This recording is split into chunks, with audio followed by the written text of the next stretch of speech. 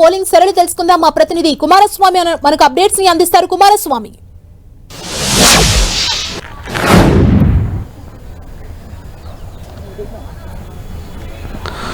ఉమ్మడి వరంగల్ జిల్లాలో ఉన్నటువంటి 6 జిల్లాల్లో కూడా గ్రామ పంచాయతీకి సంబంధించినటువంటి పోలింగ్ ప్రక్రియ చురుగ్గా కొనసాగుతుంది. ఉదయం 7 గంటలకే మొత్తంగా కూడా ఓటర్లు తమ ఓటు హక్కును వినియోగించుకునేందుకు పెద్ద ఎత్తున పోలింగ్ కేంద్రాలకు వచ్చి చేరుకున్నటువంటి పరిస్థితి.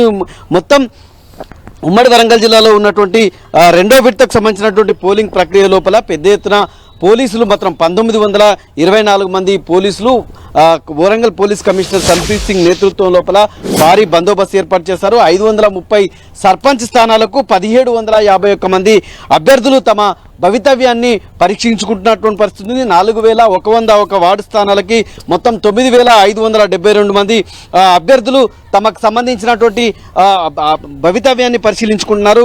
మొత్తం పోలింగ్ సంబంధించినటువంటి సరళి లోపల బిఎన్ఎస్ 163కి సంబంధించినటువంటి సెక్షన్ అమలవుతుంది. 100 మీటర్లు సరిగ్గా పోలింగ్ కేంద్రానికి 100 మీటర్ల దూరం లోపల ఎక్కడికక్కడికి కూడా ఎవరిని కూడా రాకుండా వివిధ రాజకీయ పార్టీలు బలపరిచినటువంటి అభ్యర్థులకు సంబంధించినటువంటి ఏజెంట్లు కావచ్చు, వాళ్ళందరినీ కూడా ఎవరిని అనుమతించేటువంటి సిచ్యువేషన్ లేదు. గుంపులుగా ఉన్న వాళ్ళందరినీ కూడా పూర్తిగా కట్టడి చేశారు. ఇక పోలింగ్ కేంద్రంలోకి ఖచ్చితంగా ఎలక్షన్ కమిషన్ నిర్దేశించినటువంటి ఐడి కార్డు ఏదైతే ఉందో ఆ ఐడి కార్డు ఉన్న వాళ్ళని మాత్రమే ఓటు హక్కు వినియోగించుకునేటువంటి సిచ్యువేషన్ మనకు కనిపిస్తుంది. ప్రస్తుతం మనం వరంగల్ జిల్లాలో ఉన్నటువంటి చెన్నారావుపేట మండల కేంద్రంలో ఉన్నటువంటి గ్రామ పంచాయతీకి సంబంధించినటువంటి పోలింగ్ సరళిని పరిశీలించేటువంటి కార్యక్రమంలో ఇక్కడ ఈ పోలింగ్ కేంద్రానికి సంబంధించినటువంటి సిచ్యువేషన్ మొత్తం ఉదయం నుంచే కూడా పెద్ద ఎత్తున మొత్తం ఇక్కడ ఉన్నటువంటి ఎవరైతే ఓటర్లు ఉన్నారో ఓటర్లు పెద్ద ఎత్తున పోలింగ్ కేంద్రానికి వచ్చి తమ ఓటు హక్కు వినియోగించుకున్నారో ఒకసారి అంటే ఇక్కడ రిటర్నింగ్ ఆఫీసర్ ఉన్నారు, చెప్పండి సార్, ఈ పోలింగ్ కేంద్రంలో పోలింగ్ ప్రక్రియ ఎట్లా కొనసాగుతుంది? పోలింగ్ ప్రక్రియ ప్రశాంతంగా కొనసాగుతుంది, ఎటువంటి అవాంఛనీయ సంఘటనలు జరగకుండా. ఇందులో మొత్తము ఓటర్లు కేటాయించినవి మనకి 3166. ఇప్పటి వరకు 9 గంటల వరకు 404 ఓట్లు పోలాయి, దగ్గర 12% అయింది. కొద్దిగా మందకోడిగా ఒక 9, 11, 10, 11, 12 వార్డులలో కొద్దిగా మందకోడిగా సాగుతుంది. మిగతా అంతా కూడా చురుగ్గానే సాగుతుంది, ఎటువంటి ఇబ్బంది లేదు. పోలీసు సిబ్బంది కానీ అందరూ కూడా ఎన్నికల సిబ్బంది కానీ కూడా డిప్లాయ్ చేశారు, చాలా సక్రమంగానే జరుగుతున్నాయి. ఓటర్లు ఓటు హక్కు వినియోగించుకునేందుకు కొంత వృద్ధులు ఉన్నారు, అక్కడ ఉన్నటువంటి పేషెంట్స్ ఉన్నారు, వాళ్ళకి ఎట్లాంటి ఏర్పాటు చేశారు సార్ ఓటు హక్కు వినియోగించుకోవడానికి? వృద్ధుల కంటే అంటే గవర్నమెంట్ మాకు ఎటువంటి ఏర్పాట్లు అంటే ఏం లేవు సార్, వాళ్ళే ఏర్పాటు చేసుకుని వస్తున్నారు. వాళ్ళకి సంబంధించిన వాటిని తీసుకొని వచ్చి వాళ్ళే వేసేసుకుంటున్నారు. కానీ ప్రభుత్వం తరఫున కానీ లేదా పోలింగ్ సిబ్బంది తరఫున కానీ ఎటువంటి ఏర్పాట్లు వాటిని మాత్రం చేయలేదు. వీల్ చైర్ లాంటి ఏర్పాటు చేశారు, పోలింగ్ కేంద్రానికి తీసుకెళ్లి వీల్ చైర్ లాంటి ఏర్పాటు చేశారా? ఎట్లా?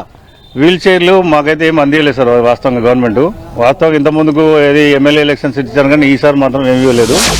ఇది బిఎల్ఓలు ఇప్పటికే ఓటర్ స్లిప్స్ పంచాలి, చాలా వార్డులలో కూడా మీ బిఎల్ఓలు ఓటర్ స్లిప్స్ పంచకపోవడం వల్ల అంత కన్ఫ్యూజ్ అవుతున్నారు. అట్లాంటిది ఏమైనా మీ నోటీసులో ఉందా? అది మాకేం తెలియదు సార్. అది మా వరకు ఏంటంటే మా పరిధి ఓన్లీ ఆర్ఓ పరిధి ఏంటంటే ఈ పోలింగ్ స్టేషన్ లో మాత్రమే మేము చూసుకోవాలి కాబట్టి బయట జరిగేది మాకు తెలియదు సార్. ఇది మొత్తంగా కూడా పోలింగ్ ప్రక్రియ అనేటువంటిది ఉమ్మడి వరంగల్ జిల్లాలో ఉన్నటువంటి 6 జిల్లాల్లో ప్రశాంతంగా కొనసాగుతుంది. ఉదయం 7 గంటల నుంచే ఓటర్లు పెద్ద ఎత్తున ఇక్కడ పోలింగ్ కేంద్రానికి వచ్చి ఓటు హక్కును వినియోగించుకుంటున్నారు. సరిగ్గా 7 గంటలకు ప్రారంభమైనటువంటి పోలింగ్ ప్రక్రియ 1 గంటకు ముగుస్తుంది. 2 గంటల నుంచి కౌంటింగ్ ప్రక్రియ స్టార్ట్ అవుతుంది.